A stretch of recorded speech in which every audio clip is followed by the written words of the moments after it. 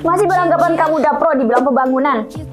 Jangan sombong dulu. Mungkin banyak belum tahu nih kalau penciptaan alam semesta itu dijabarkan oleh Allah Subhanahu wa taala dalam surah An-Nazi'at ayat 27 sampai ayat 33. Dan sudah teruji oleh sains loh. Sejauh ini penelitian mengemukakan teori Big Bang yang terjadi perkiraan 13,7 miliar tahun lalu merupakan proses pembentukan alam semesta. Terus terbentuknya awan debu yang suhunya sampai 20 juta derajat Celcius. Wah, nggak kebayangkan gimana panasnya.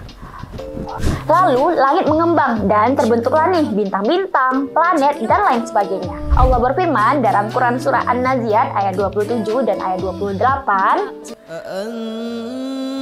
أَأَنْتُمْ أَشَدُّ خَلْقًا أَمِ السَّمَاءُ بَنَاهَا رَفَعَ سَمْكَهَا فَسَوَّاهَا. Allah mengingatkan manusia bahwa jangan pernah merasa hebat dan sombong ketika membuat sesuatu, sehingga kita merasakan lalai dan lupa bersyukur. Kamu bisa mendengarkan murotal Quran surah An-Nazi'at di dalam speaker Quran Al-Akram. Yang mau bisa langsung DM. Nah, masih merasa paling pro dalam membuat sesuatu dan lupa bersyukur atas nikmat Allah. Jadi